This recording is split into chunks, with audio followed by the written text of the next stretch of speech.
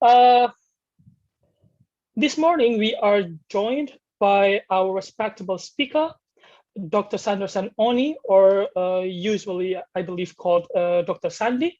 Dr. Sandy, can you hear me? How are you? Hi, Nido. I'm very well. How are you doing today?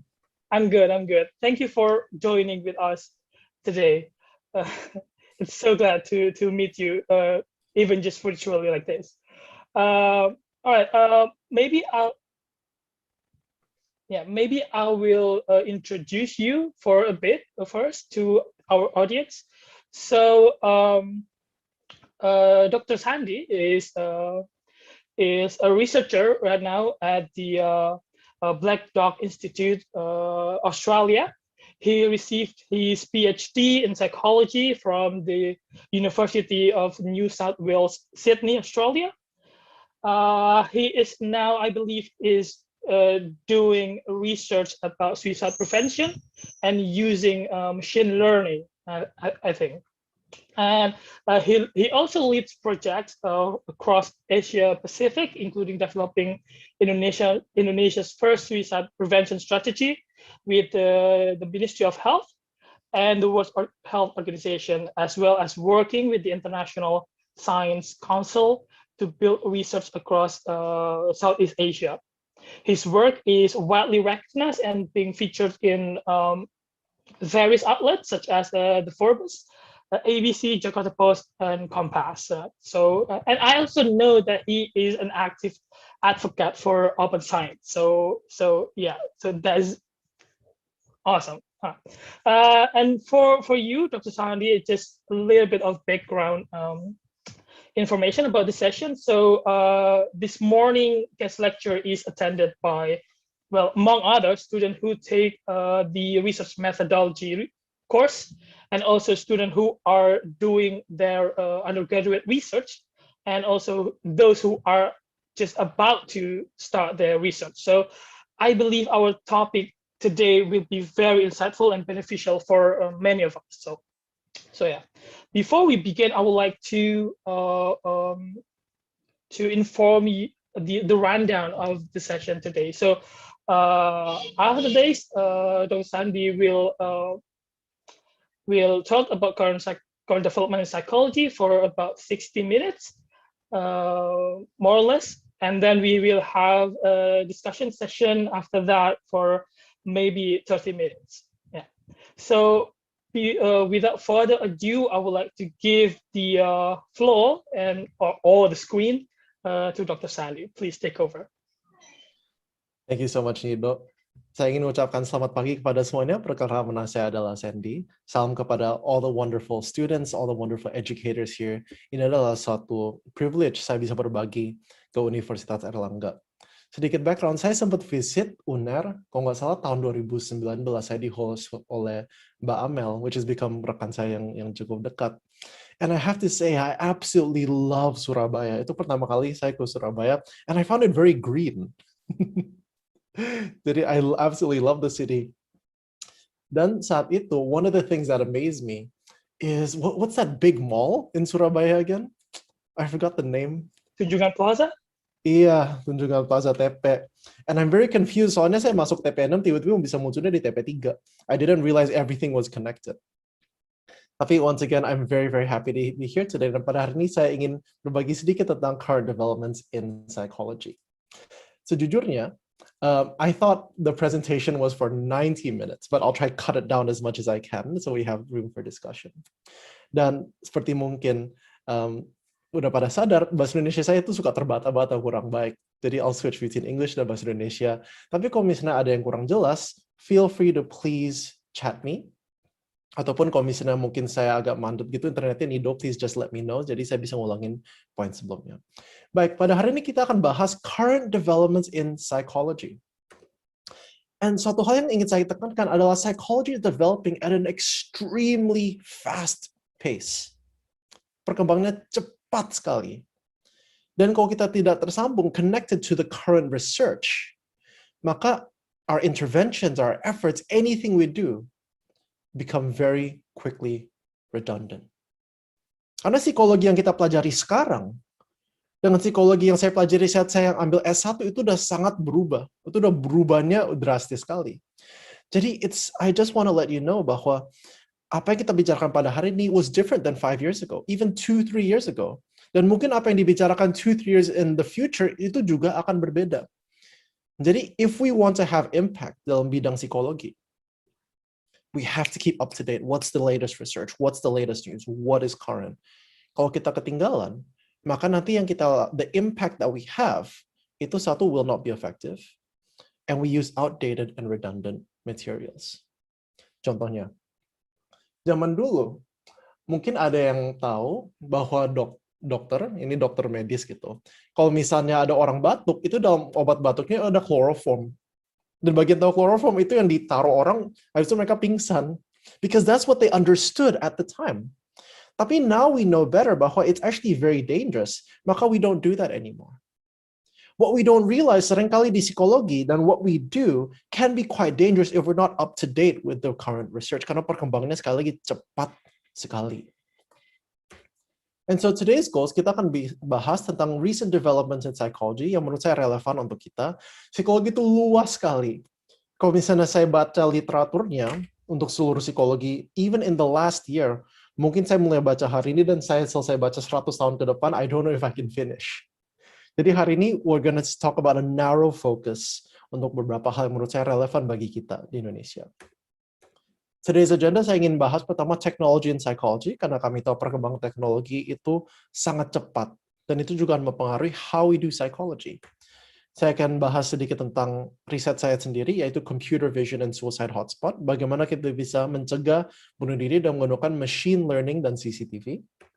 Kita akan bahas sedikit dengan digital phenotyping. Lalu kita akan bahas, menurut saya very interesting, yang namanya transdiagnostic psychology. Nanti kita akan bahas, sebenarnya a lot of people raising awareness tentang depression, tapi where does the diagnosis come from? Dan apakah itu valid untuk budaya kita?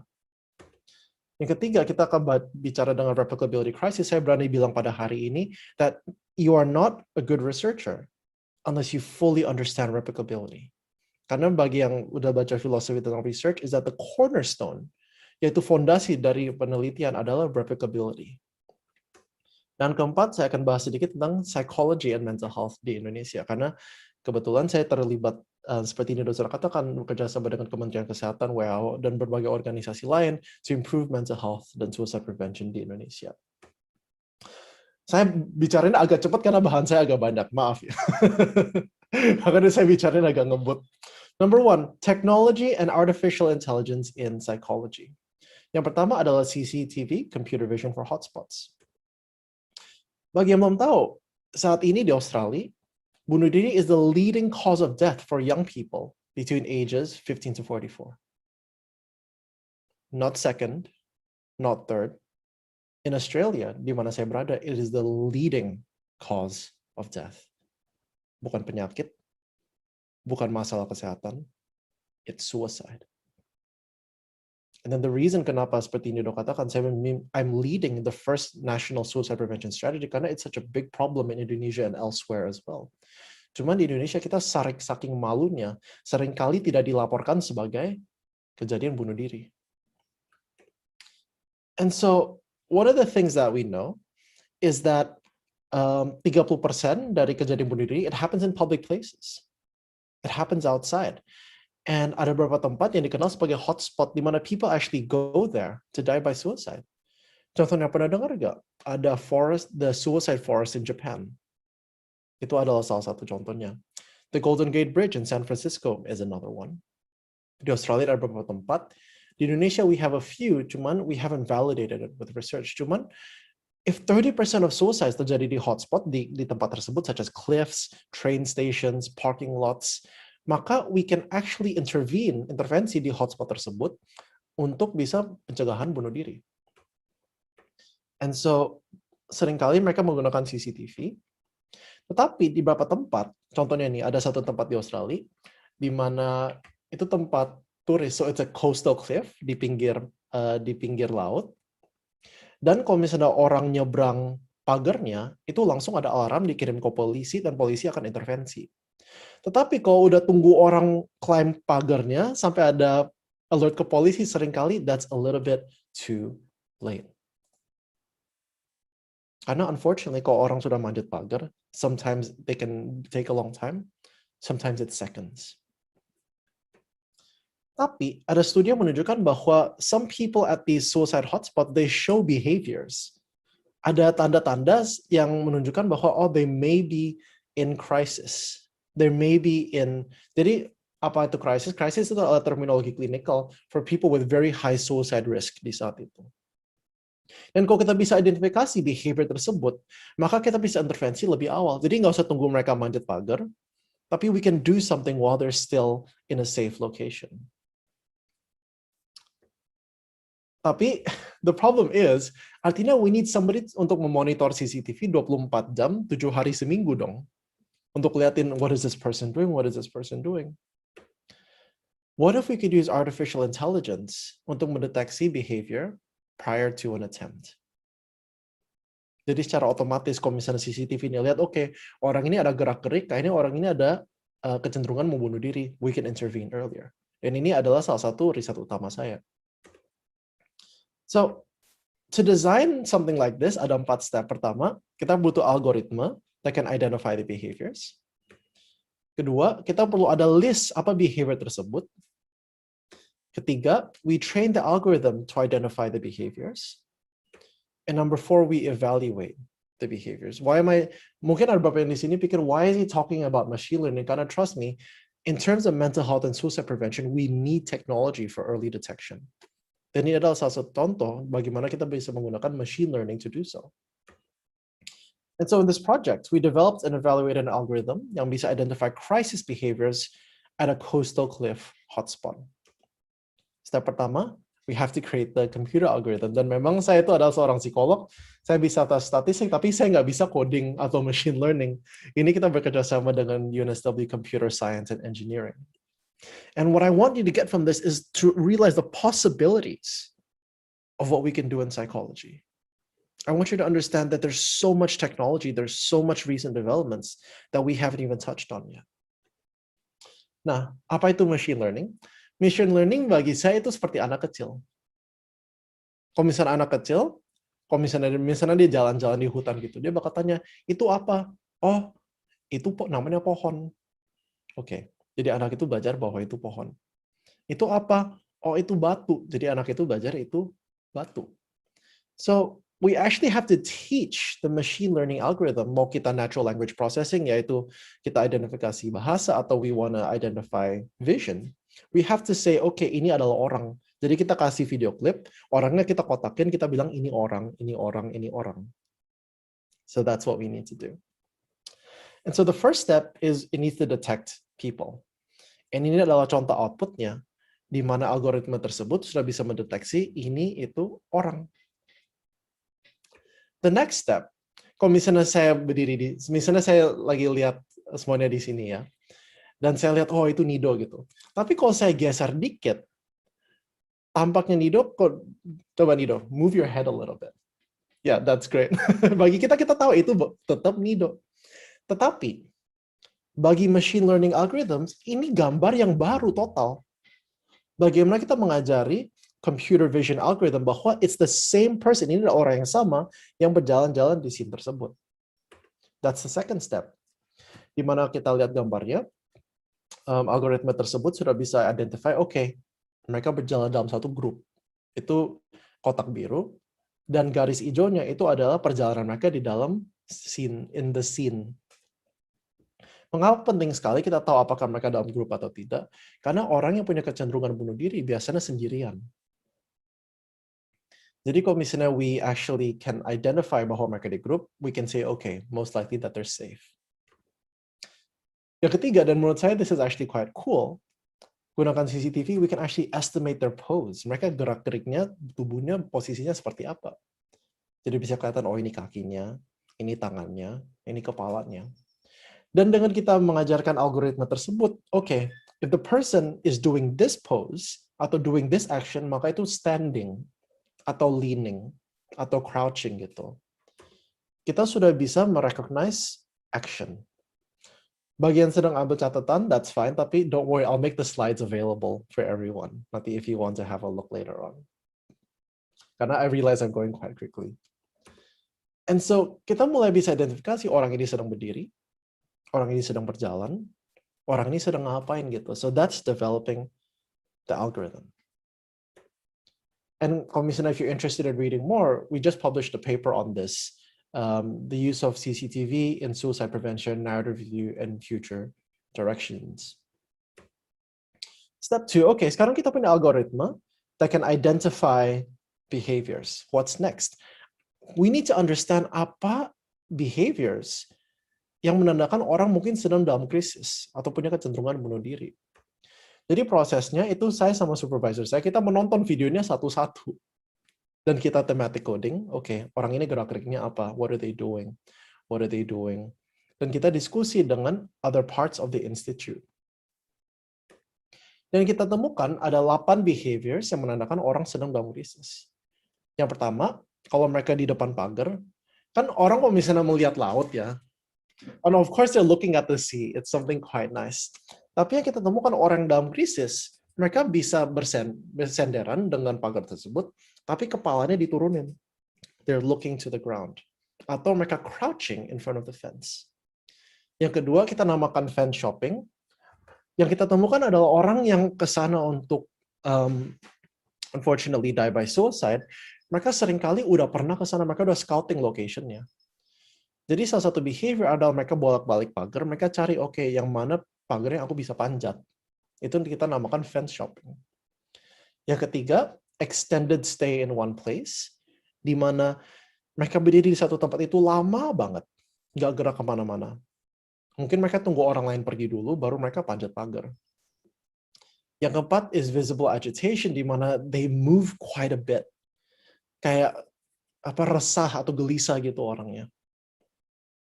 And there's quite a few, tapi we won't go through all of them today. So number 3 adalah kita harus mengajarkan algoritma to identify these behaviors. And kita artinya, kan tadi udah lihat kan ada output, kita bisa tahu ada gerak-geriknya, kita bisa tahu ada badannya seperti apa. And we say, okay, if they do this, let us know. Contohnya, if they stand or lean untuk waktu jangka yang panjang, let us know. Mungkin orang tersebut is in crisis. Kalau misalnya orang tersebut bersandar dengan kepalanya lihat ke bawah, let us know. Atau kalau misalnya ada repetitive behaviors, orang tersebut mungkin bolak-balik duduk pagar, duduk jalan ke pagar, duduk jalan ke pagar, let us know as well. Dan kita evaluasi, kita memberikan 5 klip yang ada orang dengan krisis, dan 9 klip yang orang yang tidak ada krisis. Dan kita coba lihat apakah algoritma tersebut bisa identifikasi siapa yang krisis, siapa yang tidak. And so, I want to give a video demonstration. Saya coba share screen-nya. Apakah kelihatan screen-nya? So this is the output of the algorithm we designed.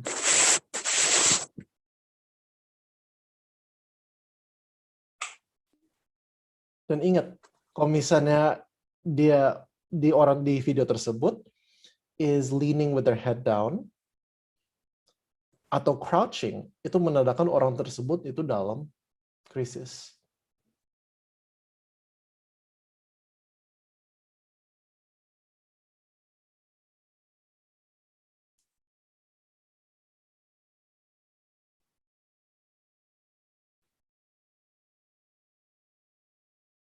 Tuh, ada tulisan lean head, maka algoritma tersebut bisa identifikasi orang ini sedang bersenderan, kepalanya diturunin, or crouching in front of the fence.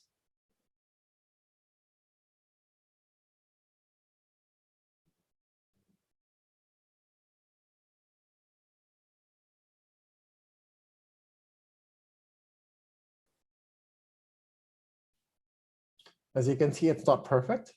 Tadi algoritma tersebut bilang orang ini sedang foto, padahal nggak ada. So it's still in progress. It's still being refined.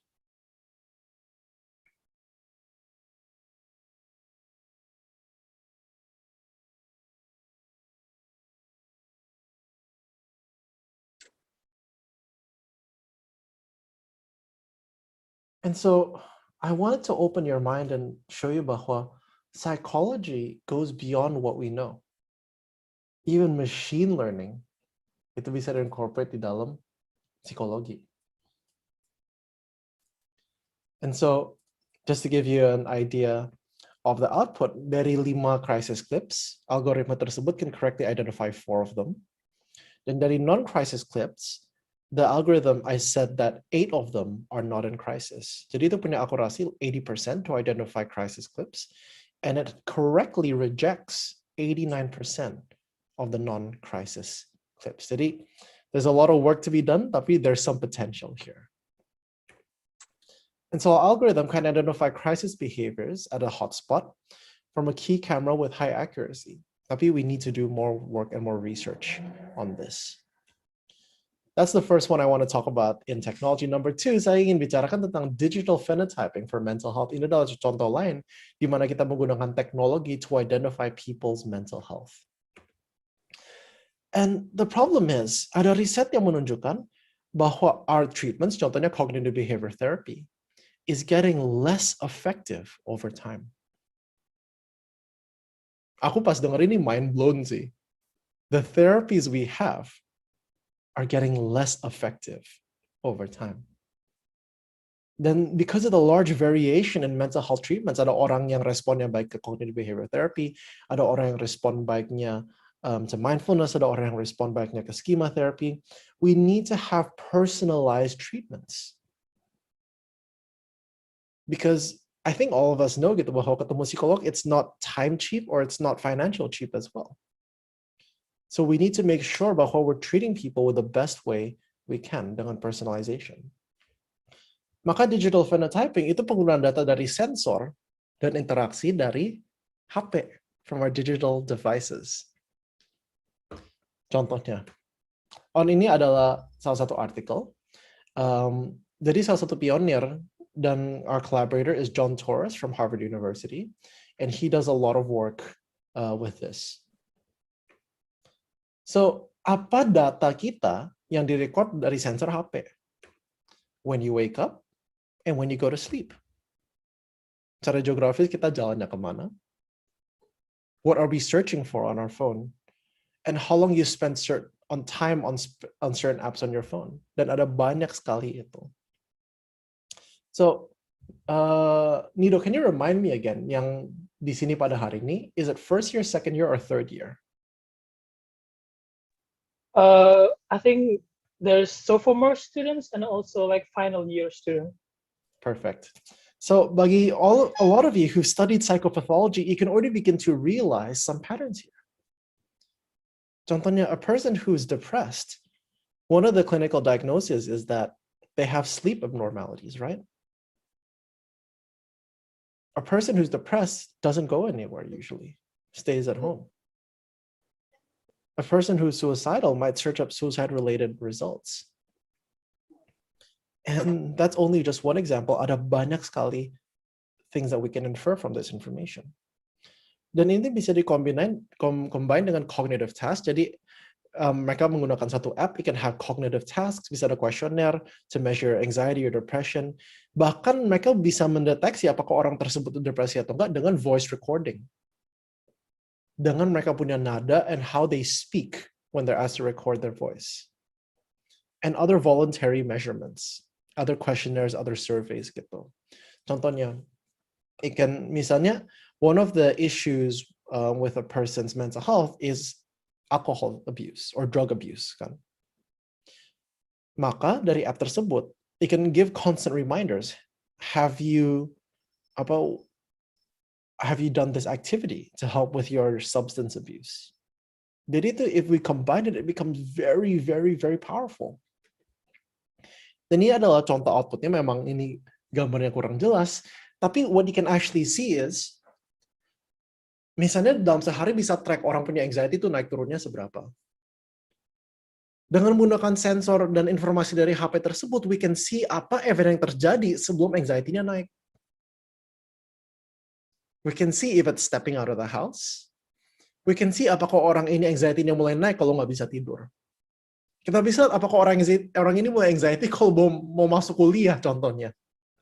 And so we can track their behavior and mental health using digital phenotyping. And itu penggunaannya banyak sekali. Contohnya, ada penelitian yang coba prediksi relapse skizofrenia atau psikosis. Apakah dengan data tersebut we can predict when a person's going to have a psychotic episode? Orang tersebut juga bisa maintain their mental health, tracking mereka punya activity. Do they exercise? Do they do this? Do they do that? Gitu. Are they outdoors? Are they indoors? Yang ini penting sekali nih. Used to uncover habits that we have that contribute positively or negatively to mental health. Contohnya, kalau kita susah tidur, and bisa kelihatan di dashboard, oke, kok orang ini lagi malam-malam susah tidur, anxiety and depression, psychopathology langsung naik, atau they have a psychotic episode. Maka the clinician knows, okay, we need to tackle the sleep issue. Is everyone with me? Jadi this gives us so much more information. Karena kita tahu self-report, a lot of us yang who studied psychopathology know bahwa it takes some time to even uncover what the issue is.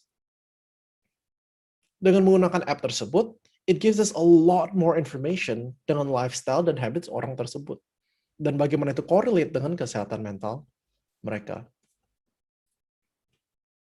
And so there's lots of findings. Contohnya, Wininski, Henson, and John Torres di tahun 2019 publish satu article. They find that there's a huge amount of variation di klien punya habit. Dan maka the personalization of mental health and understanding the habits itu penting sekali for us to be able to give them the right treatments. And digital phenotyping can actually predict depression. Karena seperti saya katakan, ciri-ciri orang depresi adalah nggak mau ketemu siapa-siapa, nggak mau keluar rumah, and have sleep abnormalities. All that can be detected using smartphone sensors. Of course, there's a whole topic of ethics. Dan itu ada protokolnya, and we can discuss that at a later time. And ini bukan cuma dilakukan in Harvard University, tapi we're actually doing this in Australia as well. Dengan satu project namanya Future Proofing, kita didanai untuk lakukan a trial with 30,000 anak SMP to see if we can actually do this to improve youth mental health. Okay, so that's the first part. I want to show you bahwa there's a lot. Salah satu perkembangan sekarang di psikologi adalah lots and lots of use of technology. And there's lots of ways we can go about doing it. This is where I think things get a little bit interesting. So please stay with me. Yaitu transdiagnostic psychology. First of all, I want to check if everybody's still here. If I'm making sense so far, could you just type yes into the chat for me? Just to make sure if I'm making sense. Dan orang ngerti semuanya. Are you guys enjoying this presentation so far? Wonderful. Thanks so much, everyone. Now, this is where it gets really, really, really interesting. Number 2, transdiagnostic psychology. Saya mau tanya kepada semuanya. Where does the diagnosis for depression ataupun diagnosis mental health yang lain, where does it come from? Silakan tulis di chat. Panduannya dari mana? What do we know? Gitu. Where does the diagnosis for depression or other mental health diagnoses come from? Ada yang bilang DSM? Western people. DSM-5, ICD, DSM. Anyone else? Where does it come from? Where did they find these diagnoses?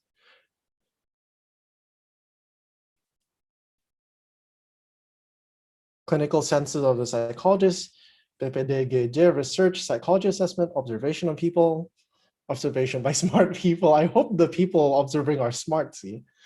Kung nggak celaka lah kita semua. More, what statistics? That's a good answer. Where does it come from? Where does all of these come from? Now, a lot of people may not realize it,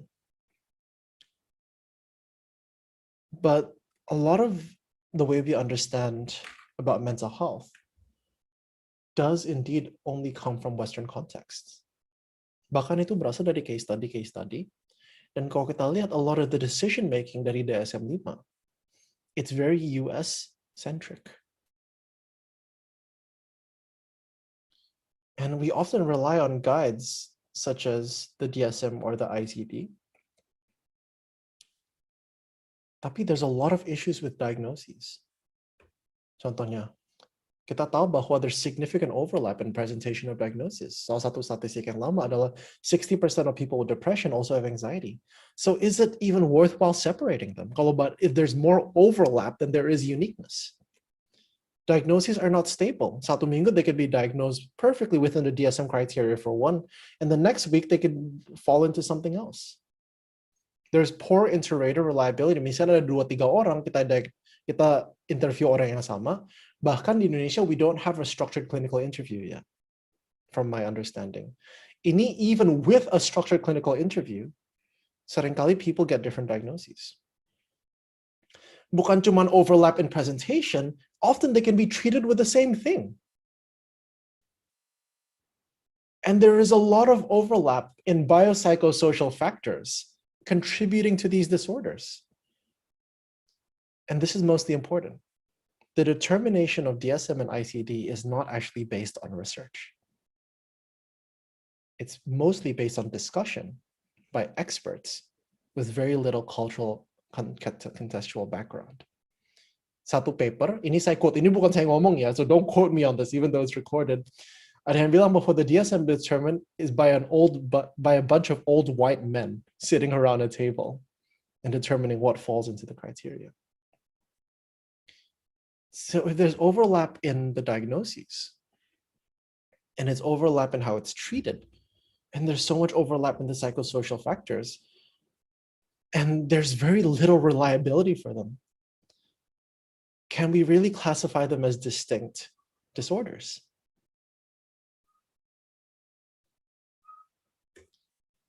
And so a new approach emerges that doesn't see disorders as distinct categories, tapi melihatnya sebagai dimensions on a scale, on a spectrum. Dan ini dinamakan transdiagnostic approach to psychopathology. I find this really interesting. Do you guys find this interesting? I hope so.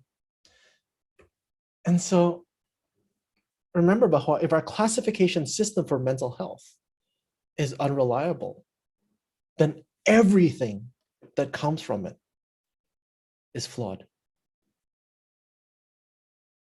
Are you with me? Kalau bahkan our classification of discrete and unique mental health disorders are unreliable, then everything that comes from it, our research, our practices, our guidelines, and everything like that is flawed. Remember what I said at the beginning, psychology is developing very quickly, very, very, very quickly.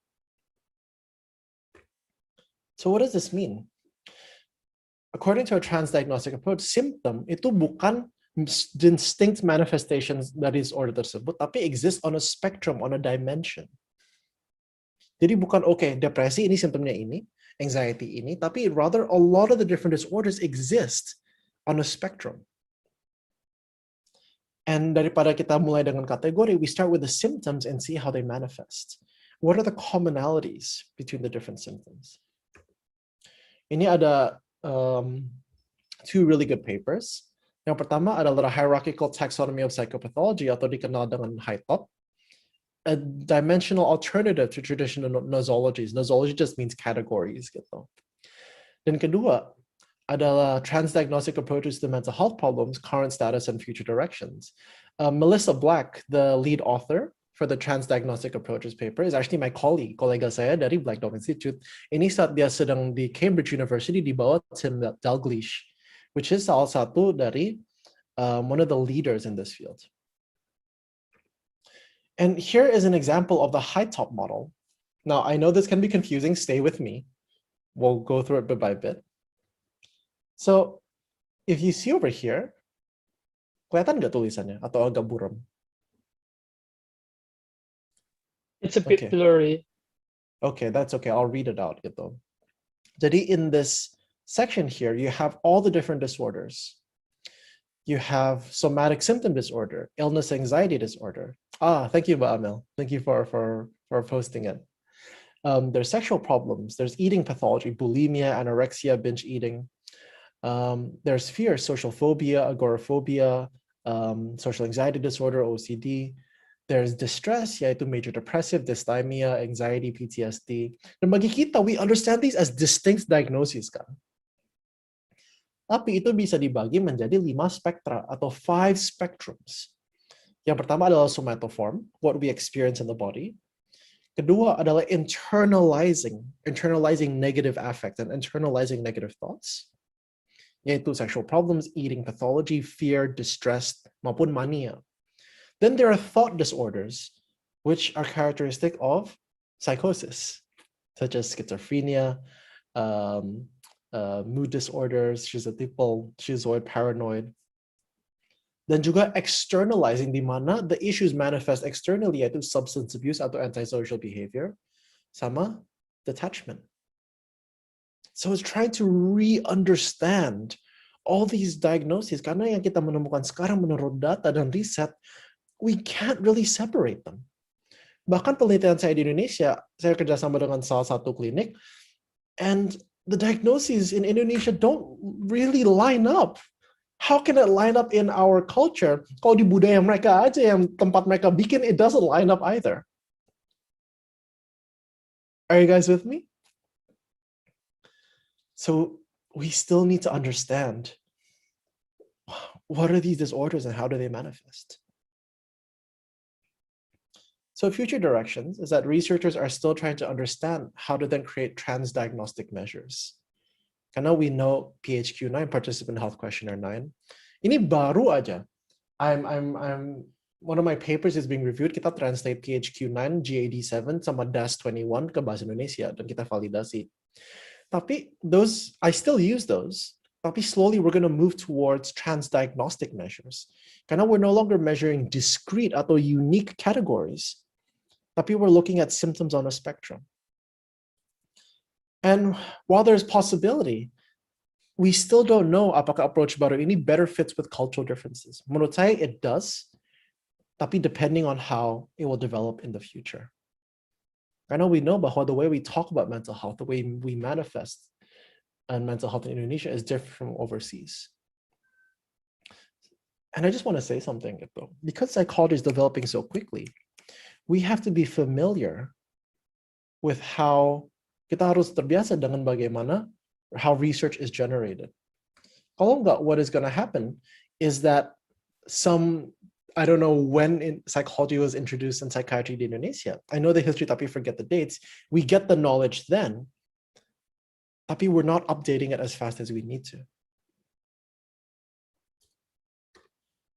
Now, number 3, different topic. The replicability revolution. If you want to understand psychology, if you want to understand research, ini mutlak menurut saya.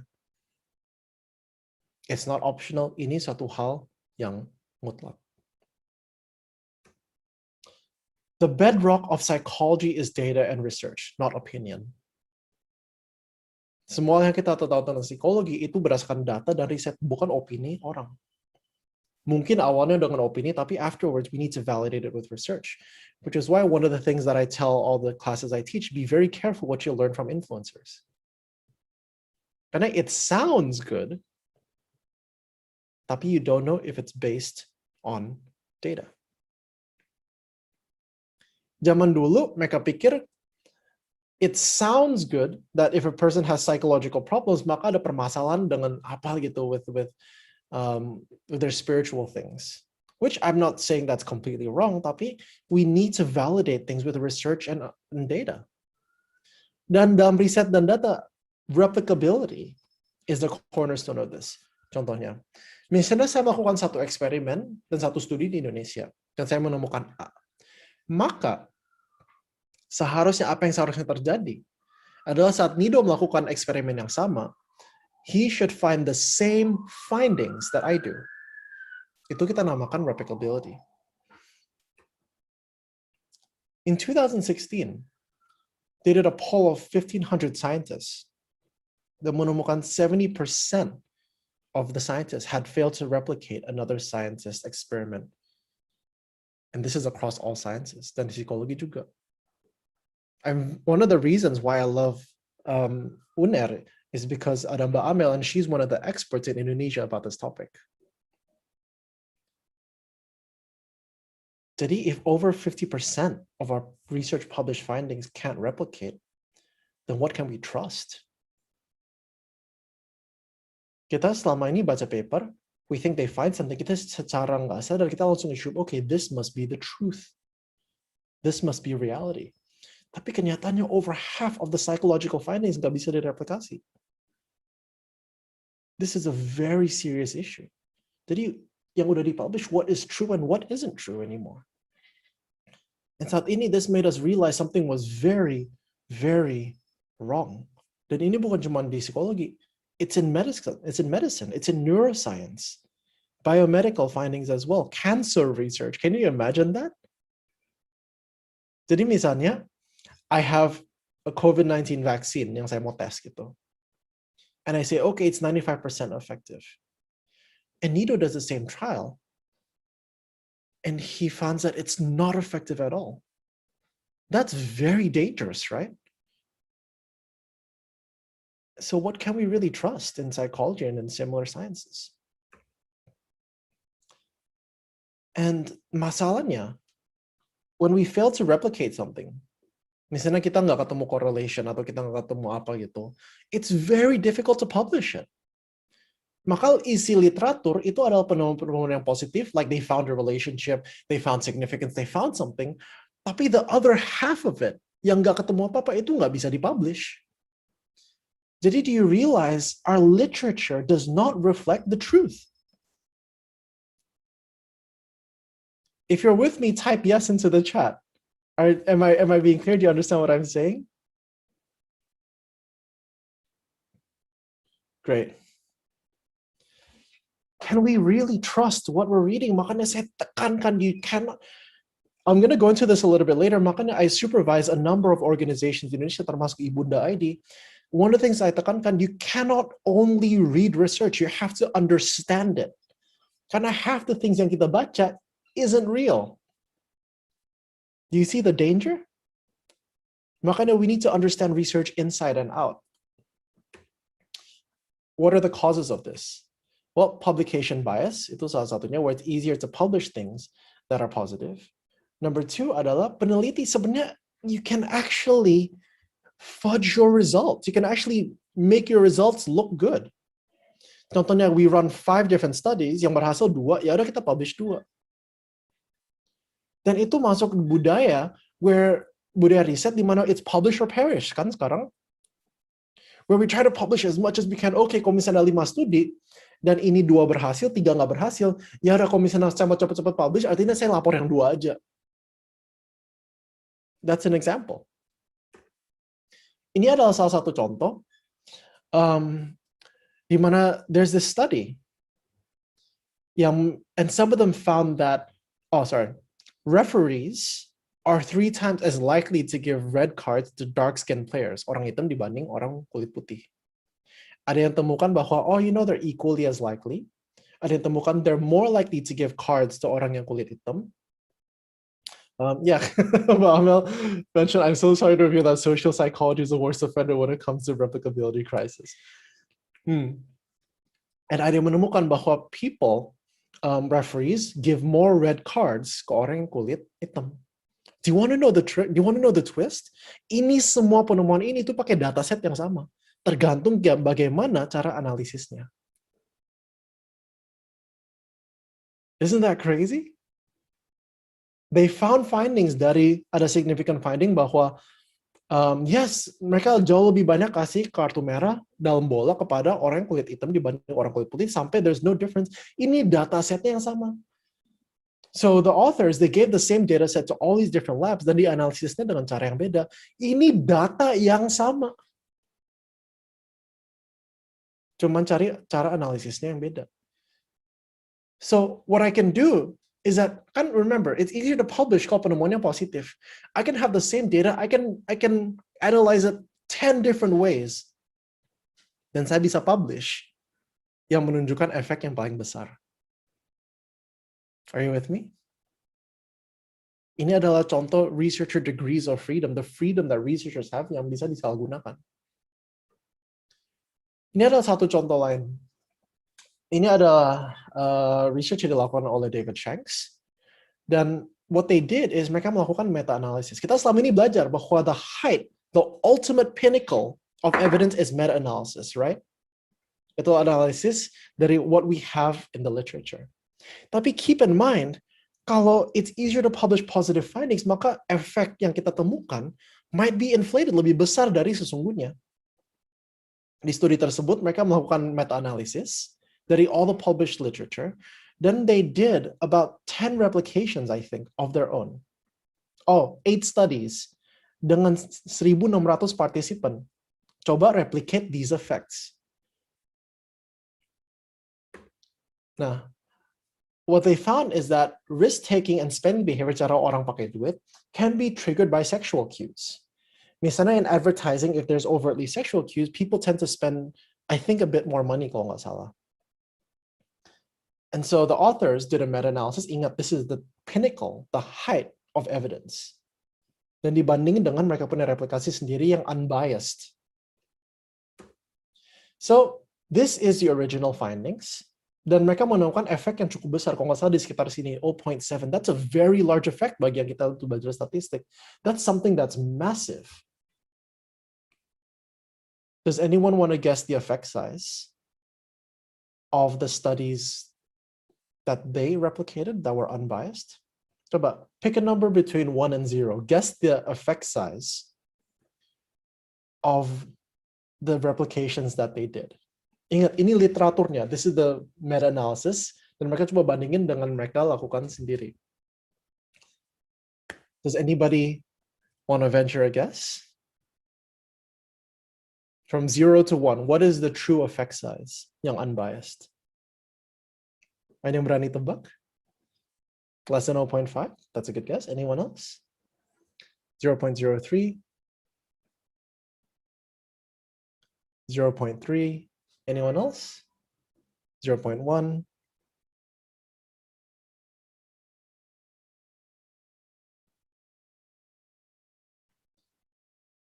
Anyone else? 0.2? Okay. The answer is, when they did the replications, dan ini adalah sampel yang besar loh, 1.600, the true effect size was 0. The effect completely disappeared. Jadi, yang ini naive meta-analysis, ini yang mereka temukan di meta-analysis mereka, 0,6, 0,7. Apa ini P-Curve sama BBC, itu menggunakan statistik to actually correct publication bias. Tapi as you can see, it cannot fully correct for the publication bias. We cannot save the literature.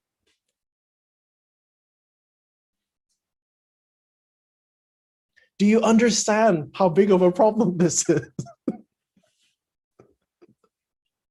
Jadi na nol, jadi na telur, it's 0.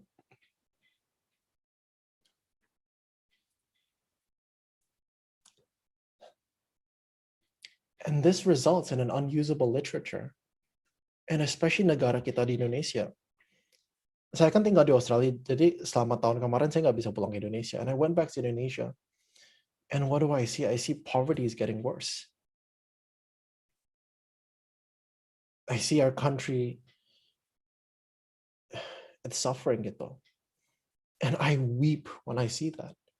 Nah, apa ini hubungannya sama psikologi? I don't know whether I can save the country with my science. Tapi I know if I waste resources, if I do bad science, that I'm not helping anybody. I don't know if I can help my country with the science I have. Tapi by doing bad science, I ensure that I'm helping nobody. Our science then becomes useless. Percuma kita punya publikasi, percuma kita punya citasi, publish di mana. And I'm saying this, I published in a journal that's considered one of the leading journals in science, and I can say it's pointless if it doesn't have any impact. And the question is, kita di sini sebagai psikolog, sebagai researcher, sebagai orang yang belajar psikologi, do we want to create positive impact? So what can we do? Ini adalah satu bagian, the pathway to credibility. Apakah studi tersebut itu bisa dipercaya atau kredibel adalah transparency. Ingat nggak? Tadi saya kasih contoh, if we can analyze different ways, artinya saya bisa pilih-pilih yang mana gitu yang saya laporan. there are different ways that we can ensure that our study is trustworthy. Satu adalah praregistrasi. We have Sains Terbuka Erlangga that can actually explain a little bit this more when I'm gone gitu. Adalah kita kasih tahu dulu, oke, ini studi saya, ini sampelnya, saya analisnya seperti ini. Jadi kita terbuka dan transparan dengan apa proses kita. Jadi kita nggak pilih-pilih analisis. Yang kedua, kita adalah open materials, di mana kita terbuka, oke, ini materi saya, ini adalah stimuli saya, ini adalah kuesioner yang saya pakai. Yang ketiga, datanya terbuka. Di mana we go, okay, if you want to test my data, have a look. Memang ada beberapa kondisi ini tidak memungkinkan, contohnya dengan data sensitif, tapi to ensure orang bisa percaya dengan penemuan kita. And number 4, yaitu registered report, itu bedanya sama publikasi biasa adalah, biasa kita we do the study, kita analyze data, kita tulis, baru kita submit for peer review. Ini kita baru tulis introduction, metodologi, sama analisis, udah di peer review. Jadi mereka bisa kasih feedback sebelum kita collect data. Jadi there's satu, it guarantees a publication. And number 2, kita nggak ada kesempatan buat ubah-ubah analisisnya, soalnya we've already shown them what we're going to be doing. Isn't that a lot better? Jadi kita review saat kita desain studinya, dan di-review sekali lagi setelah data tersebut sudah dikumpul. And the acceptance rate is so much higher dari cara yang biasa. Karena kalau dengan cara biasa, and kita udah desain, collect data, kita tulis, if there's a problem with our methodology, ya udah, there's nothing that can be done, right? Tapi dengan cara gini, if there's a problem, the reviewers can say, hey, you can fix this problem, we'll accept your study. Tapi fix this first. And so it's a much better process. Nah, apakah open practices has any impact? Ingat, our literature is full of positive findings. And that's problematic, karena itu memang, it's biased. If it's all positive, then it's all biased, right? Where are the negative findings? Negative yang nggak ketemu apa-apa. And an initial analysis di 2018 find that from registered reports and replications, dengan registered report yang tadi yang mereka review dulu, mereka terbuka dengan caranya, udah di peer review, there's a lot more negative findings. Orang lebih terbuka dan bisa publish penemuan yang nggak ketemu apa-apa, karena it's just as important.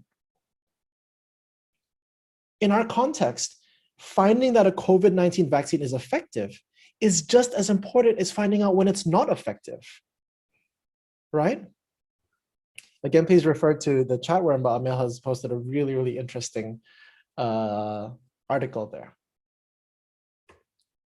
And if you're interested as well, kita sedang organize an event called Advancing Science in Southeast Asia, the web conference for 2021, di mana kita kerjasama dengan International Science Council for Asia Pacific. Mereka adalah lembaga tertinggi dalam sains di Asia Pasifik. Kita bekerjasama dengan UNSW Sydney, kita bekerjasama dengan LIPI bahkan, in order to build science across Southeast Asia. And this is for students, this is for everyone to have a better understanding. Nanti we're going to have leaders from all over science that talk about these topics. Dan bahkan everyone can get involved in policy development. And yeah, please do attend. I'm very, very excited for this event. And kita coba usahakan bahwa pendaftaran untuk online conference tersebut is less than $3. Jadi less than 30.000 per orang. Bahkan kita coba tekan sekali, jadi pendaftaran untuk setiap orang itu cuma 10.000. So no matter who you are, whether you're a student starting out or interested about research or psychology, or bahkan we're already professors, everyone will get something out of this. So keep posted. That one's an interesting one. Last but not least, sebelum kita mulai diskusi, I want to talk about psychology in Indonesia. Due to a lack of research, karena ingat, even though there's problems with research, the heart of psychology, the heart of well-being, the heart of mental health, the heart of suicide prevention, itu adalah riset. Bukan opini, bukan case study. Lived experience is important, tapi the core is research. We haven't even begun to scratch the surface on how problematic the issue is. Contohnya, terapi sama diagnosis di Indonesia.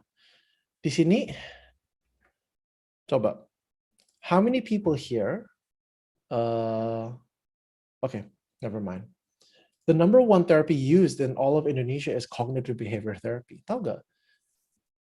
Cognitive behavior therapy, there's not a single randomized controlled trial di seluruh Indonesia. Ada small trial dengan format lain, tapi we actually don't know how effective it is. Itu seperti kita berikan COVID-19 vaksin tanpa kita tes dulu. And remember, anecdotal reports is very little evidence. Karena kalau misalnya kita ketemu dengan klien, especially kita di Indonesia ya, kecenderungan kita kalau kita nggak suka sesuatu, we don't say anything. Jadi yang kita dengar adalah, oh it works, it helps me, tapi like the literature, it's biased.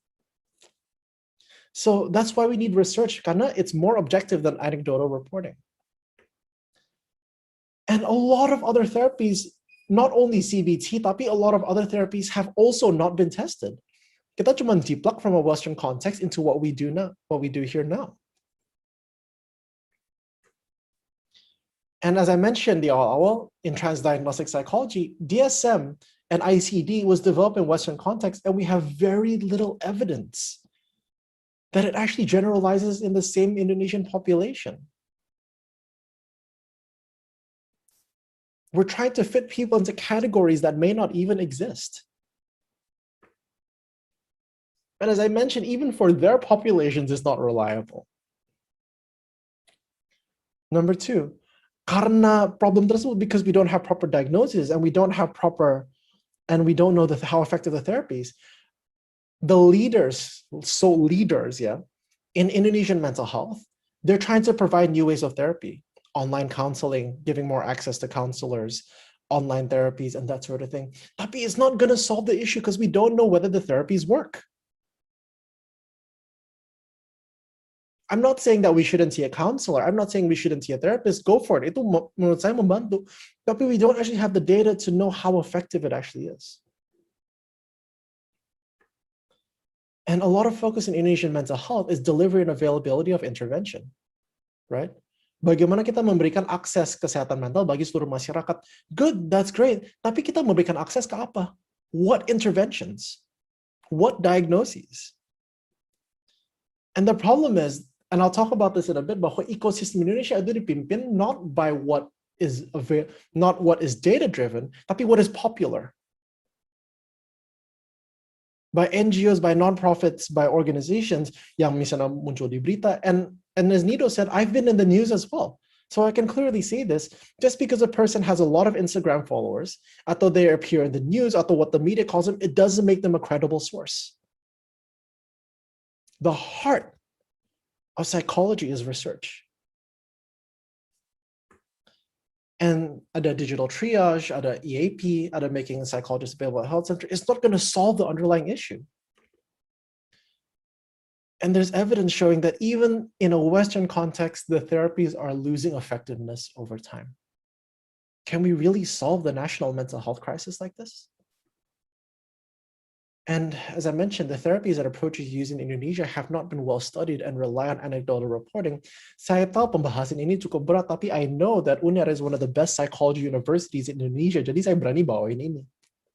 Because if people are going to change the country, it's going to be one of you people. Number three, suicide.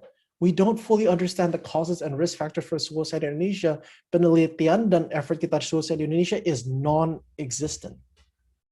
Nothing, gak ada menurut saya, looking at a perspective. Karena we don't know what we don't know. We don't have any organizations with research expertise focusing on suicide prevention. And what a lot of people don't know, for every person that dies by suicide, there are 30 attempts. Bayangin. And untuk setiap orang yang meninggal karena bunuh diri, ada 135 orang yang terdampak.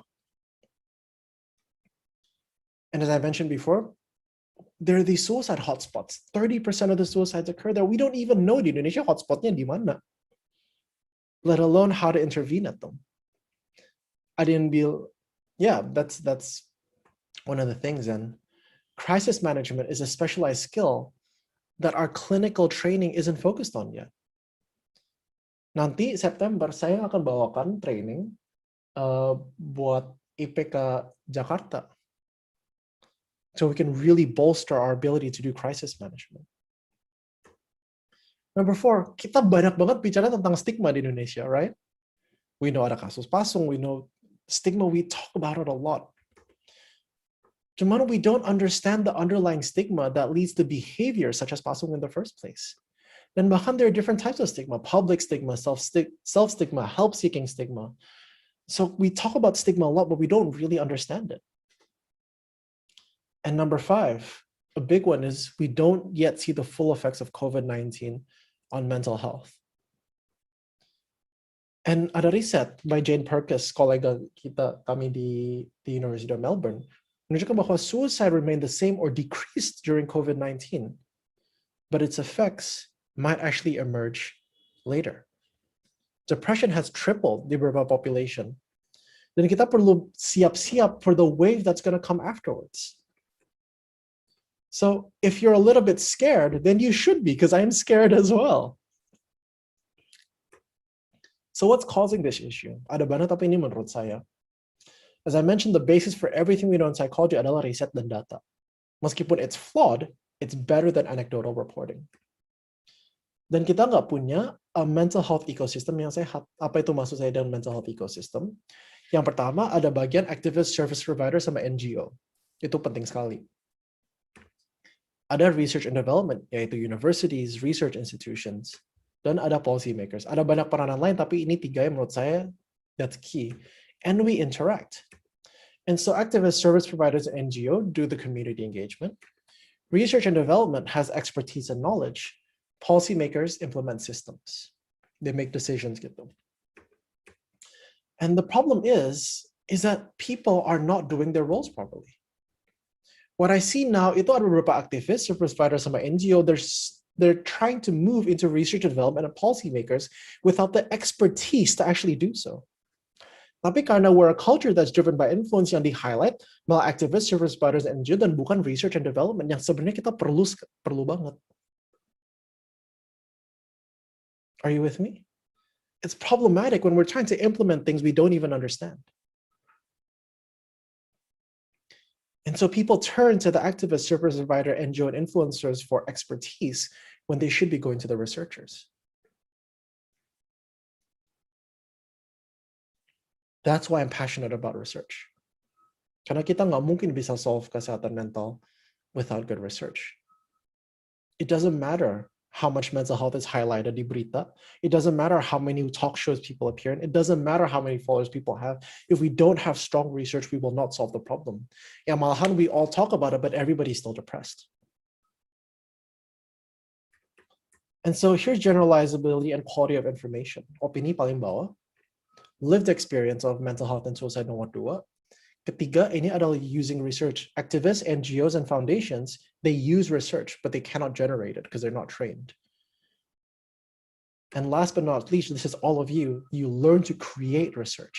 How does the research ecosystem work? How do you evaluate a biased literature? Menurut saya, that's why we need people who create research, not only know how to read it. And as I mentioned, just because an organization is well known or claims they lead in an area, it doesn't mean they have significant impact. Nggak berarti mereka impactnya itu signifikan. That's why ada banyak organisasi that I refuse to work together with, because they're trying to push things that they don't understand. And to my knowledge, there are no mental health or suicide prevention NGO which have experienced researchers in the leadership. Yang adanya self-proclaimed researchers. Saya ada ketemu orang, he's one of the well-known mental health activists in Indonesia, dan dia menganggap diri sendirinya researcher, tapi I look at his work and I'm like, that's not research. Not to say that I'm putting him down, tapi it's for the people gitu. We have to do this properly. And kalau kita mulai dengan community engagement, baru kita lakukan riset, itu seperti kita promosiin COVID-19 punya vaksin duluan, baru kita tes. It should be the other way around. And that's why, given the replicability and research complexity yang tadi kita sudah bicarakan, reading the literature is not enough to make informed decisions, apalagi if half the literature doesn't replicate. So the big question is, sorry, I realize it's very heavy. Are you still with me? If you are, type yes into the chat.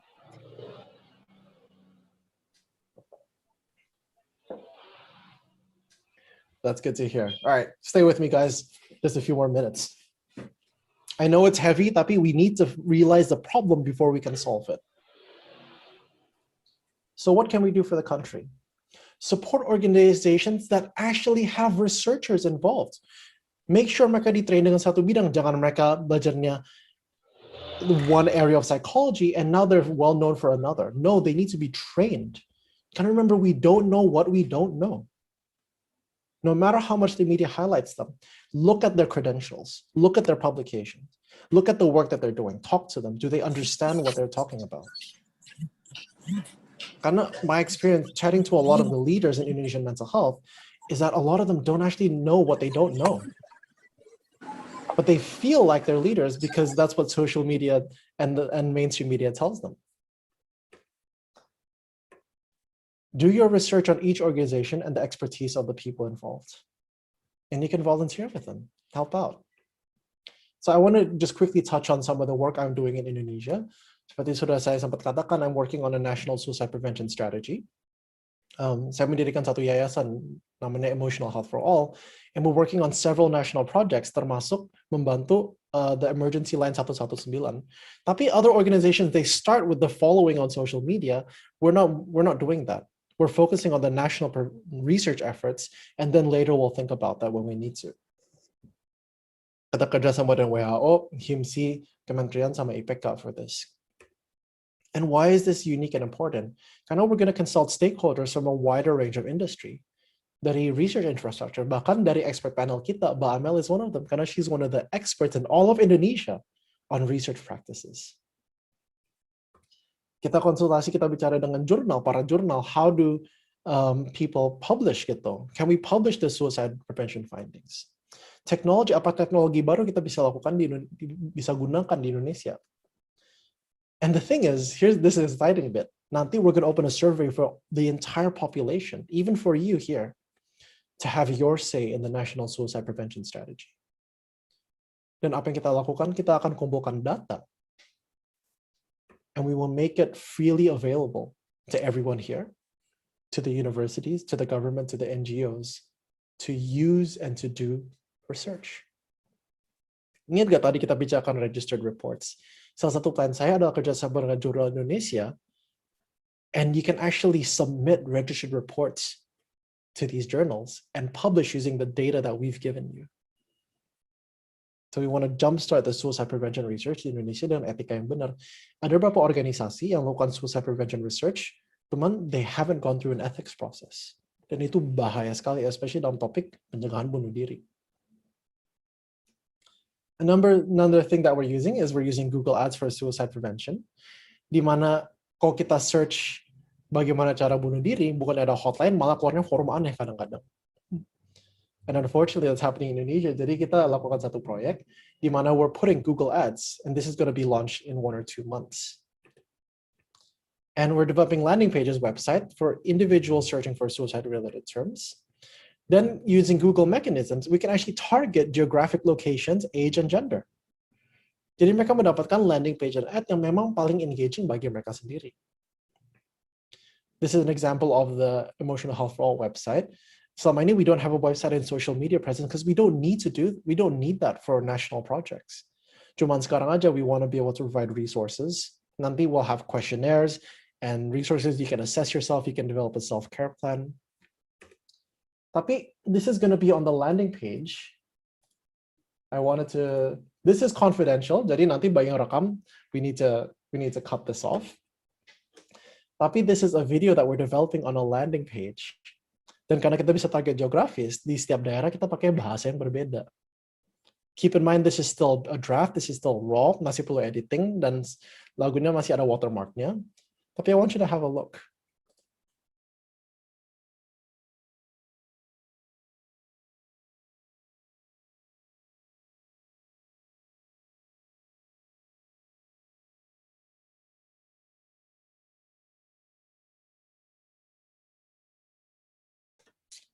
So that's an example of what people will see in particular parts of Java when they open a landing page or when they're crisis. I want to hear, what do you guys think of the video?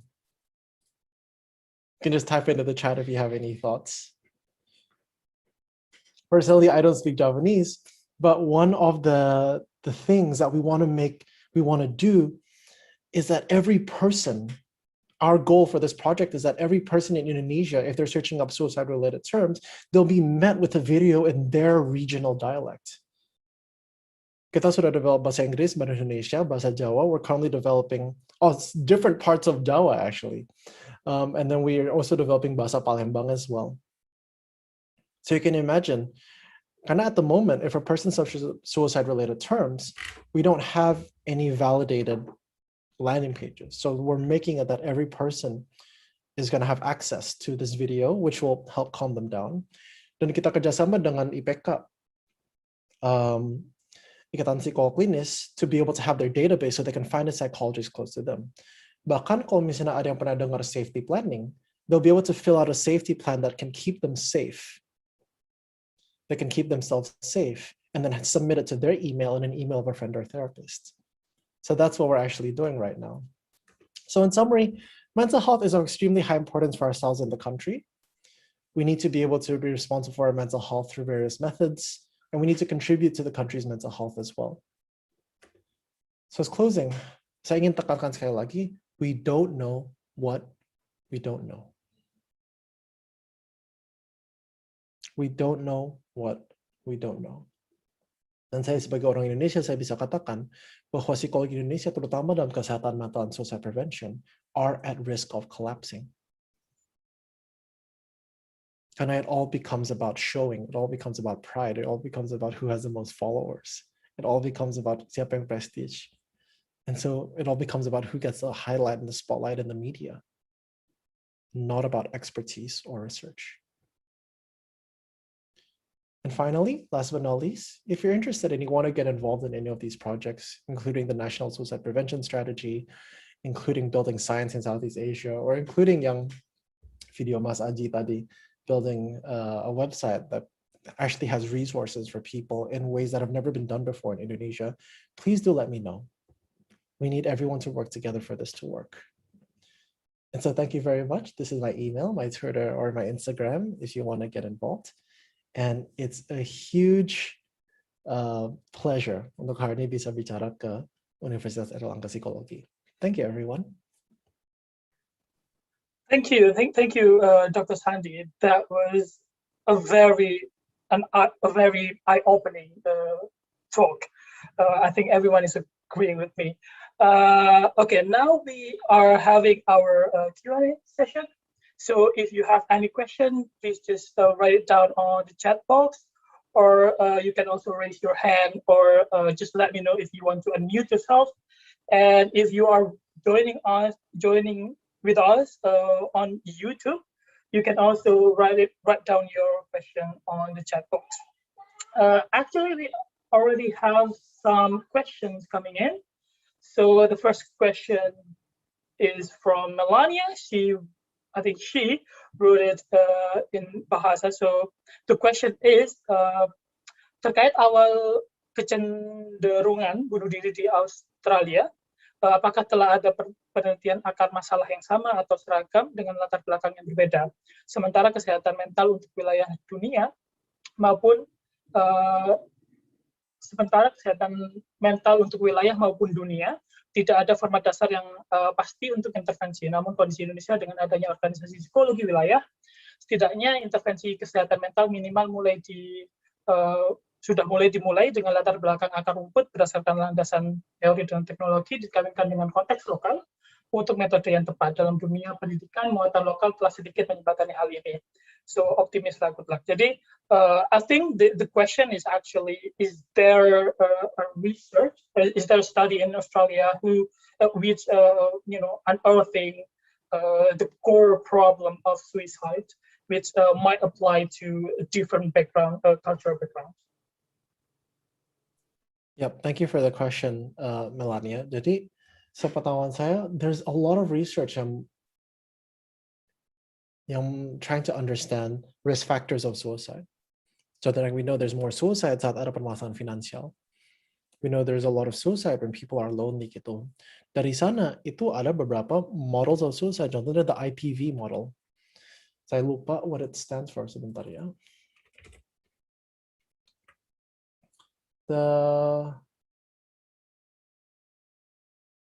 Sorry, I'm mistaken there. Tapi if you want to know about the models of suicide, look up Rory or O'Connor. He's the leader of the International Association of Suicide Prevention. Tapi I want to just stay here gitu, bahwa suicide is one of the most complex incidents to be able to track or predict. Not everybody who dies by suicide has mental health issues or vice versa.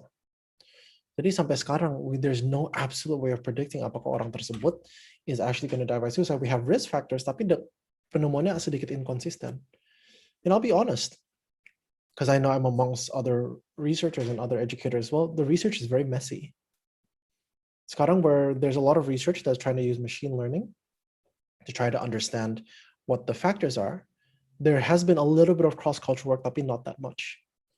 Saya baru mau publish paper yang menemukan there are actually cultural factors within subcultures of Indonesia that affect suicidal ideation. I know it's a little bit controversial, tapi I'll be honest here, where ada dari berbagai suku, dari Sunda, Javanese, Chinese, and Betawi contohnya, even in one city, there are different levels of suicidal ideation due to different cultural factors. Not that I'm saying that it's difficult, but not that I'm saying that one culture is better than the other, absolutely not. What I'm saying is that we need to understand these factors better if we want to treat people better. Yeah, so long story, in some, yes, but it's very messy. Okay, thank you. I hope that answers Melania's question. And now we have one person raising their hand. Farah, please unmute yourself and ask your question. Apakah boleh berbicara bahasa Indonesia? Saya tidak apa-apa sih berbicara bahasa Inggris. Silakan. Ya. Sebenarnya ini lebih ke ini sih, kayak tadi berhubungan dengan iklan yang personal sampai memakai bahasa-bahasa daerah itu. Saya sangat setuju sih, sangat seperti itu. Menurut saya itu kayak orang sangat personal ketika kayak satu-satu diberikan ke dalam bahasa mereka masing-masing gitu. Cuma itu yang ini begitu pertanyaan saya sih, yang saya sayangkan kepada generasi saya itu. Jadi di generasi saya tuh apa ya, ketika kita cenderung gak nyaman ngomong suatu topik kayak masalah bunuh diri atau kesehatan mental, kita cenderung ngomong udah bahasa Inggris kayak rant curhat apa gitu. Padahal menurut saya seharusnya kita juga tetap berusaha ngomong bahasa Indonesia, karena bagaimanapun juga banyak dari kita tuh nggak bisa bahasa Inggris gitu loh. Dan mungkin Anda mempunyai kayak bahasanya pesan atau saran atau apa yang membuat kayak generasi kita ini bisa lebih kayak vulnerable, lebih untuk terbuka untuk ngomongin masalah-masalah seperti itu, tapi dalam bahasa kita sendiri gitu loh, seperti itu. Dan itu sih, maaf kalau pertanyaannya mungkin belum terlalu jelas. Iya. No, that's okay, Farah. Terima kasih untuk pertanyaan tersebut. Izinkan saya menjawab. Jadi itu menurut saya itu permasalahan stigma. Dan satu paper yang saya sekarang ini sedang di-review, mau di-publish, bahwa di Indonesia, kita banyak sekali, ada dua macam stigma. Ada self-stigma, yaitu bagaimana kita merasa tentang apa pikiran dan stigma kita terhadap mental health, help seeking. Dan public stigma, di mana apa pandangan kita dengan pandangan orang lain. What do we think society thinks tentang stigma tersebut? Dan menurut penelitian saya, ada banyak orang itu, they actually want to talk about mental health. Cuman everybody thinks everyone else is stigmatized against it. Jadi kita ada 10 orang, contohnya ada 10 orang. Bisa aja setiap orang itu sebenarnya kepengen bicara terbuka dengan kesehatan mental. Cuman setiap orang itu merasa 9 orang lain itu anti. Does that make sense? So a lot of people actually want to talk about mental health, but they are afraid of what everyone else thinks. Padahal everyone is going through the same thing. Dan I just want to say something very clear, bahwa kerentanan dan keterbukaan itu bukan kelemahan, melainkan kekuatan. It's a strength, it's a vulnerability. In 2015, saya didiagnosed dengan dengan major depressive episode. My father was diagnosed with panic disorder. And it really, really hurt our family. In that year, 2015, I had very severe suicidal episodes. Bahkan saya yang at the time I was doing research in psychology, saya harus ketemu terapis selama setahun. Tapi now I realize bahwa hanya orang yang secure dengan dirinya sendiri itu bisa terbuka bicara dengan kesehatan mental. Hanya orang yang secure dengan siapa mereka sebenarnya bisa terbuka dengan pengalaman kesehatan mental dan bisa rentan dan terbuka. Karena mereka, they know that what other people's judgment doesn't really matter. Justru orang yang menjudge orang lain, mereka insecure dengan dirinya sendiri. Mereka tidak berani terbuka atau rentan, maka mereka menjudge orang lain agar orang lain juga tidak terbuka atau rentan. Does that make sense? So I just want everyone to remember bahwa if you're open, it's a strength. It often takes just one or two people to start. Makanya salah satu plan saya dengan the Indonesian Suicide Prevention Strategy adalah kita sudah koneksi dengan media. Jadi jangan cuma kita para peneliti atau healthcare workers yang bikin strategi. We want everyone to be involved. Karena if we can get enough people in the country talking about it at the same time, then maybe we can create a shift. Di mana orang yang tidak bicara tentang kesehatan mental itu malah jadi minoritas. Mereka yang jadi FOMO. Do you know what I mean? Did you know? Tahun lalu itu dirilis Indonesia's very first suicide prevention guidelines. Banyak orang nggak tahu. Did you know that a lot of the organizations yang now, it's actually been done way before that. A lot of stuff we're seeing now isn't new or innovative. Cuman what we lack is momentum. Jadi nanti hopefully you can work together with me and we can change how we talk about mental health in the country dengan kita menciptakan momentum yang cukup. Tapi you will never ever be able to be vulnerable if you care about what other people think.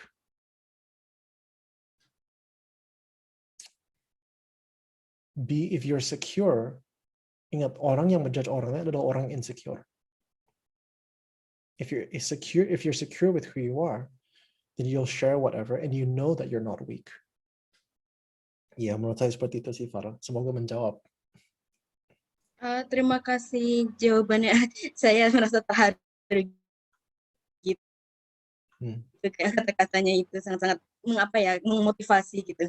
Ya, terima kasih banyak Pak Onie atau Pak Sandersan. Ya. Terima kasih banyak. Terima kasih. Thank you, Farah. Another question is from Adijana Putri.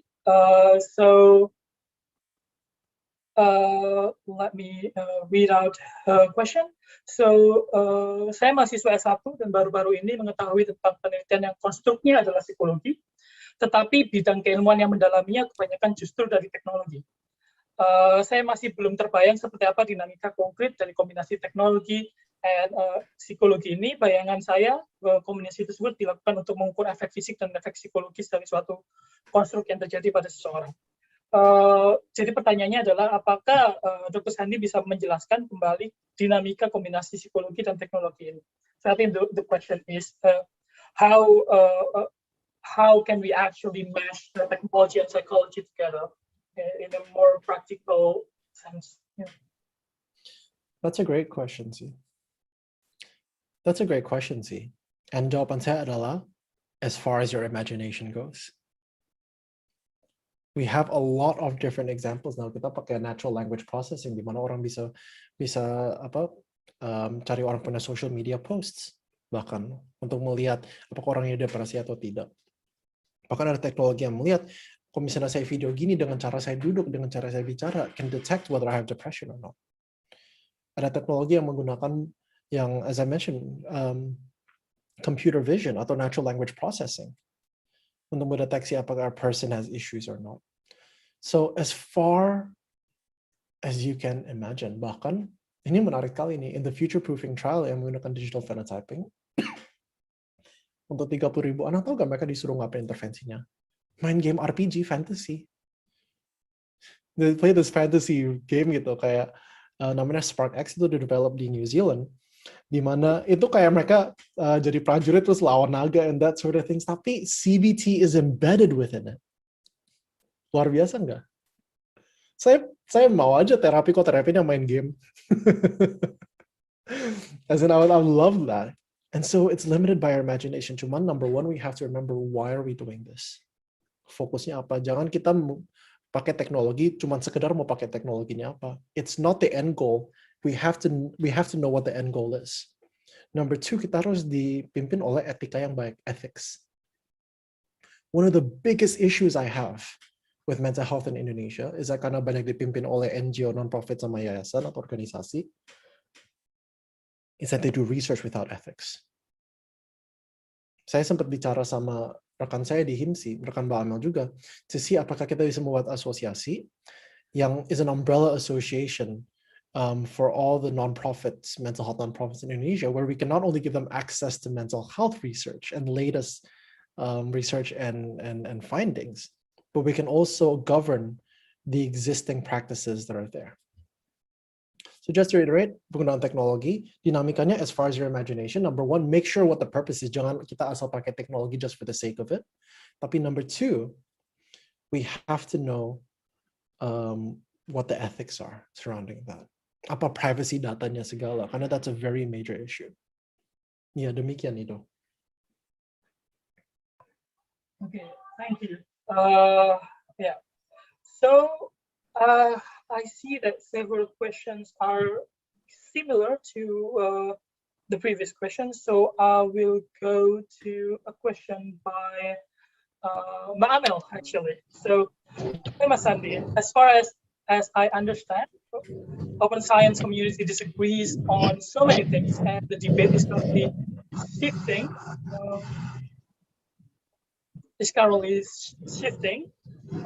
From bad methods as the cause of replicability crisis to bad theories. What would you consider good theories? This will be helpful for students in choosing which theories are helpful or not helpful when working on their research project. That is an excellent question. Dan kalau saya jujur, sepertinya Mbak Amel lebih bisa menjawab pertanyaan itu daripada saya. She's more of an expert in this field, I feel. Oh yeah, that's a really good question.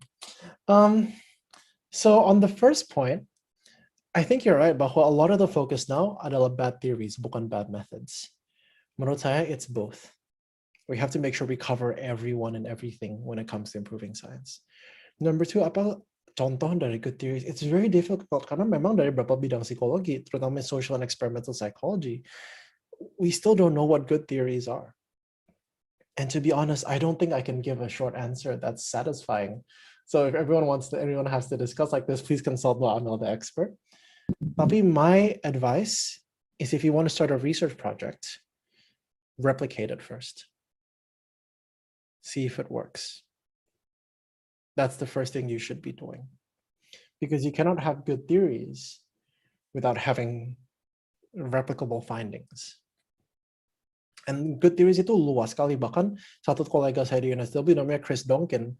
Mungkin for those of you involved in open science, mungkin pernah dengar dia yang bantu tulis satu artikel bahwa pre-registration is useless. Sama Balash Axel, teman saya juga. And so, replicate it, stay involved in the recent discussions, read the papers. I'm sorry, that's the best answer I can give. Yeah. Thank you. Yeah, I think the students will find that helpful and it's practical. Another question by Gabby Cynthia. Hi, Dr. Sandi. Personalizing mental health care seems like a no-brainer to me, but I find it that it is significantly harder to make a scalable solution that can reach many people fast if you focus on personalized care. As you said, this is a crisis and we need to act now. So what is your opinion about the personalized versus fast delivery care? Thank you. First of all, I know Gabby personally, so it's very nice to see that you're here, Gabby. I hope you're doing well. Now, I just want to point out, I don't think that's the right way of thinking. Just because something is personalized, it doesn't mean that it's not scalable. And as long as we think bahwa there's a distinction between personalization and scalability, bahwa mereka itu di satu spectrum, then we're never going to develop something that's both scalable and personalized. But we have to see them as distinct things. So this is my thoughts. Justru in Indonesia, we need to slow down. Bukan kita percepat. We need to revisit the foundation. Kind of what happened is, in psychology was introduced, and we've hit that. Itu apa namanya? We have an amount of findings. Cuman bagi kita telan bulat-bulat without fully understanding where does this finding and research come from. And because of that, we don't have the research to generate research infrastructures that we need to generate new research. We're left behind with this knowledge. Contohnya, this might be very controversial, tapi I have data to back this up. Things that have no evidence. Freudian and Erickson's theories, the id, ego, and superego. Erickson's stages of psychosexual development, that doesn't have any data. The conscious and unconscious, that doesn't have any data. The personality types, yang 4 biji, yang melancholis, phlegmatis, choleris itu, there's no data on that. Bahkan current personality theories yang dipakai oleh recruiter, there's very little evidence on that. There's even current therapies yang memang dipakai di luar negeri, but just because they use it, it doesn't mean it's valid. Toh yang penemuan yang nggak replication itu from Western countries juga. So we have to be we have to go back and develop the research infrastructure. Jadi kedepannya we don't move in a direction yang berbeda dengan data. Makanya one of the main things I'm going to do in this year, my mission is to bring the focus back on researchers.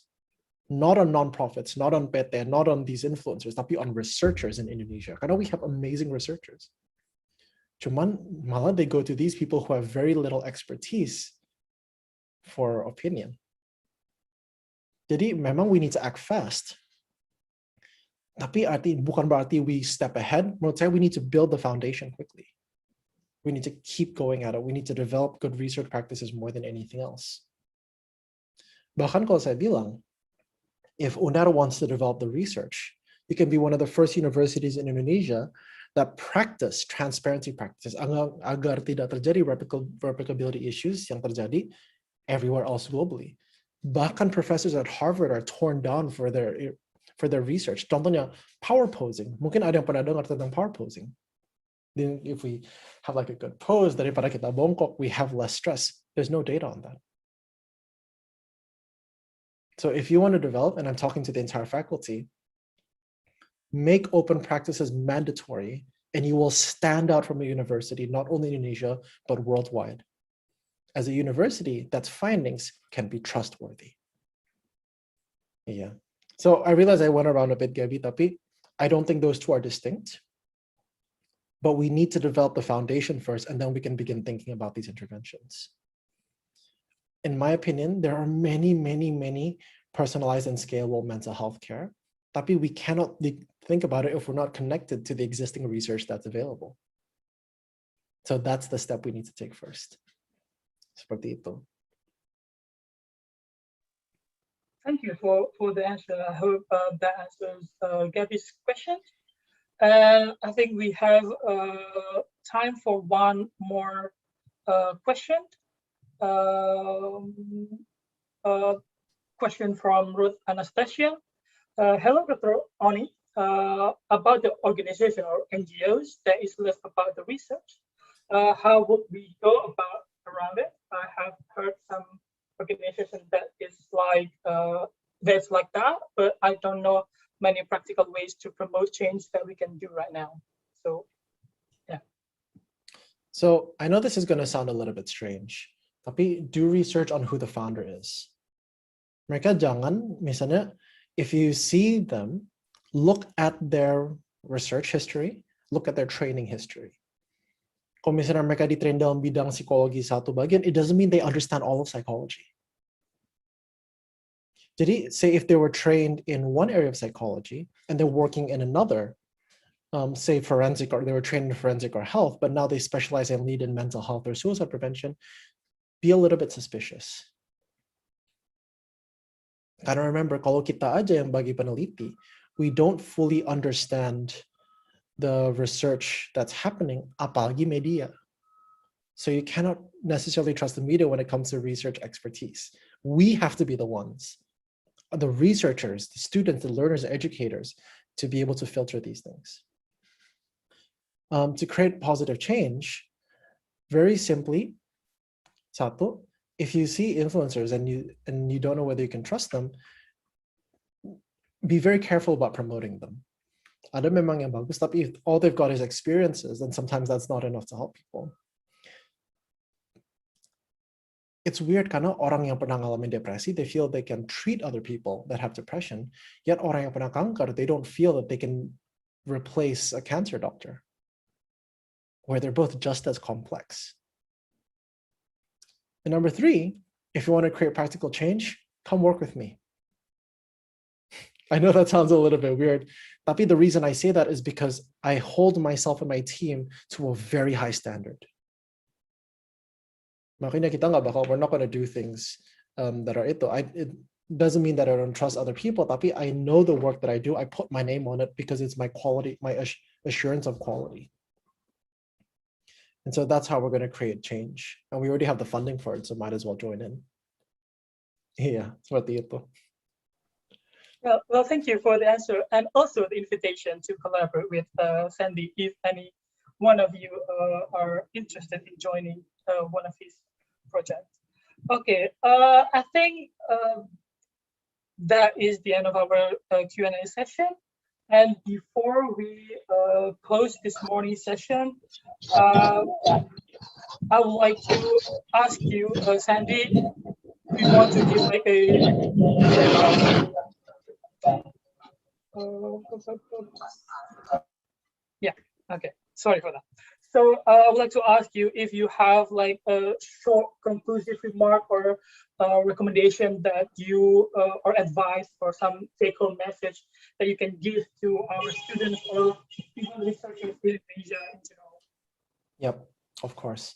My main message is that never underestimate the impact you can have. Never ever underestimate the impact you can have. That's the first one. And number 2 is remember why you do what you do.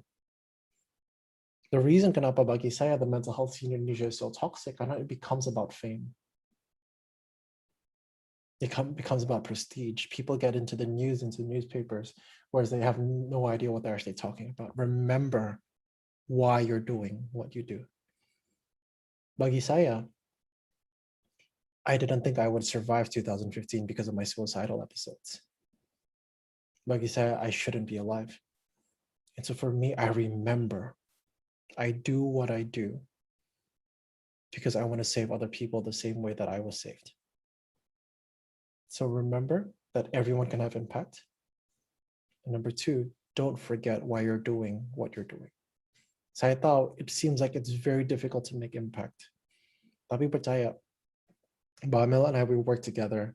And over the past couple of years, we've seen impact that we've never even imagined. Bahkan from our work, kita diundang and we got to write national science policy. Iya, seperti itu aja sih, Nido. And thank you for having me today. I absolutely love speaking at UNER, and I hope to visit everyone at Surabaya one day. Thank you. We hope so too. I hope we can meet like in real life. Yeah. Okay. One more thing. Every seminar in Indonesia would not be complete without a photo session. So before we ending this session, so I would like to ask our participants to turn the camera on so we can have like a photo session together.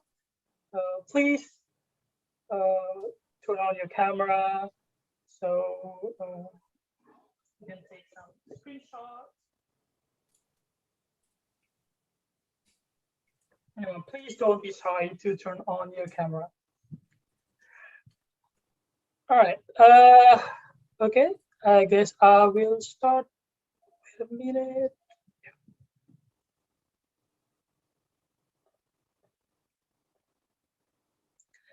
Well, I have a few pages, so it will take a while. So please hold your best file. So, okay. 1, 2, 3.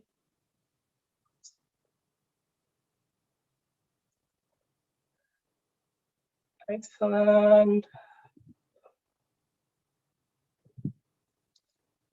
One more time. 1, 2, 3.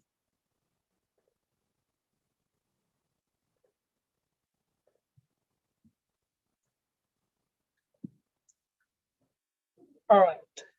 Excellent. Okay, thank you everyone.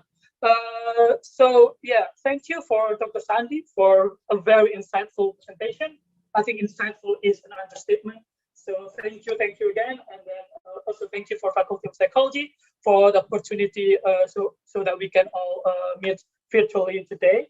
And also thank you for all participants for joining us, and also for the excellent questions during the discussion session. And I would like to apologize for any inconvenience during this morning session. So I hope you all can take some valuable and insightful knowledge and take-home message out of this morning session.